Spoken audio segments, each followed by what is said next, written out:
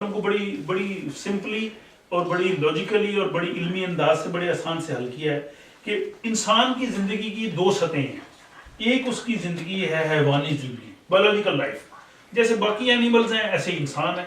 جس طرح کی ان کی فزیالوجی ہے، جس طرح ان کی جینز ہیں، ان کا اناٹمی ہے، بالکل سیم اناٹمی فزیالوجی جو ریکوائرمنٹس ہیں انسانوں کی وہ سیم ہی ہیں، اور اس میں کوئی ویریشن ہو سکتی ہے اسپیشیز ٹو اسپیشیز، لیکن جنرلی جو ہم اناٹمی فزیالوجی جو پڑھتے ہیں وہ وہی ہے. تو یہ انسان کی بایولوجیکل سطح ہے، حیوانی سطح، اور اس کی جو ریکوائرمنٹ وہی ہیں جیسے باقی جانوروں کی ہیں. اور اس میں اہم چیز جو ہے ایک ہوتی ہے کہ سیلف پریزرویشن، ایک سیلف ایزرشن اور پروکریشن، یعنی اپنی نسل کو آگے بڑھانا، اپنا ڈیفینس کرنا، تحفظ کرنا اور اپنا غلبہ. یہ جیسے باقی جانوروں میں ہے ویسے ہی انسان کی جو بایولوجیکل لیول تک وہی ہے. لیکن دوسری جو سطح زندگی جو ان میں نہیں ہے، جو انسان میں ہے، وہ انسانی زندگی ہے. یعنی قرآن دونوں زندگیوں کی نشو و نما چاہتا ہے، بایولوجیکل لائف کی بھی، وہ کہتا ہے کہ حفظان صحت کے اصولوں کو اپناؤ، اور ہیومن لائف کی بھی.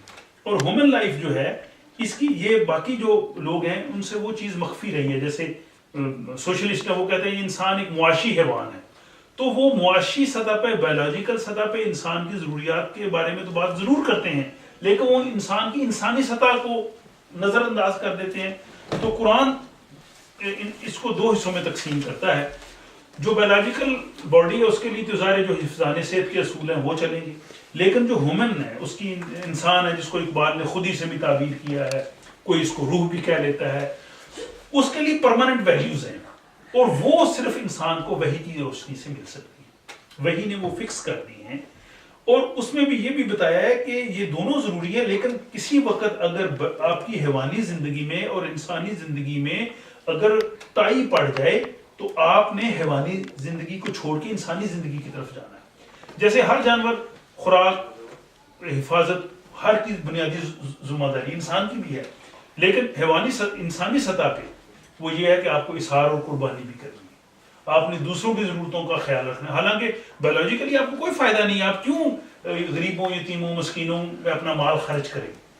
تو جب وہ ایک بلند سطح آ جائے تو اس وقت آپ کو جو ہے وہ اس کو حیوانی سطح کو چھوڑنا ہے اور اس طرف آپ نے جانا ہے.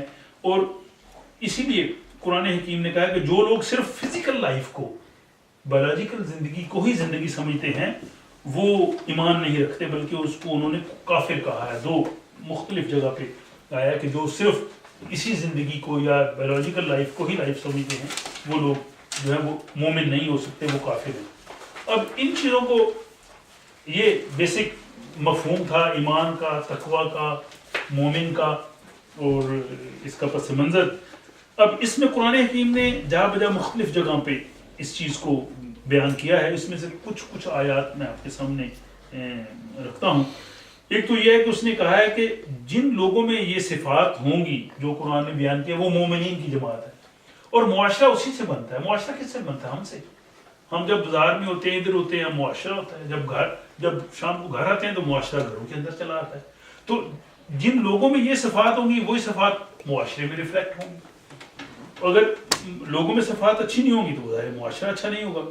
تو قرآن نے یہ کہا ہے کہ ہم نے آپ کو امتاً وسطاً، یعنی ہم نے آپ کو عالم انسانیت میں مرکزی حیثیت دے کے پیدا کیا. یہ رسپانسبلٹی اللہ تعالیٰ نے ہمیں دی ہے. اور پھر اس کے بعد اس نے جماعت مومنین کی مختلف خصوصیات کا ذکر کیا ہے.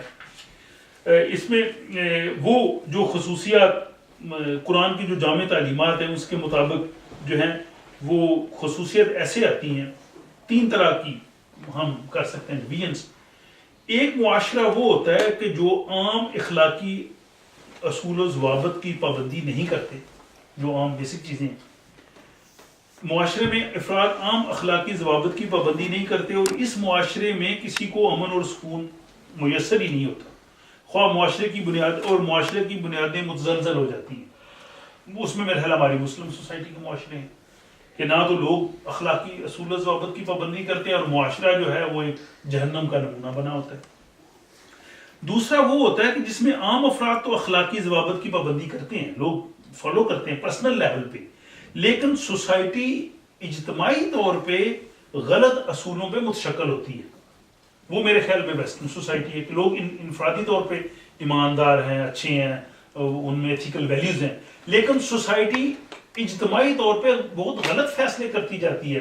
یہاں پہ بے شمار ایسی چیزیں جو قرآن کی روشنی سے ہمیں نظر آتی ہیں وہ غلط ہیں، لیکن ان کا نتیجہ ڈیفینیٹلی غلط نکلے گا، لیکن اس میں ٹائم پیریڈ ضرور آئے گا. یہ نہیں ہو سکتی کہ وہ سوسائٹی ہمیشہ کے لیے چلے، اس میں 2-3 جنریشن کے بعد اس میں ضرور زوال آنا ہے اگر وہ ان چیزوں کو ٹھیک نہ کرے. تیسری سوسائٹی وہ ہوتی ہے کہ جس میں عام افراد جو ہے وہ عام اخلاقی ضوابط کی پابندی بھی کرتے ہیں اور معاشرہ بھی جو ہے وہ صحیح اجتماعی اصولوں کے مطابق ہوتا ہے، دونوں.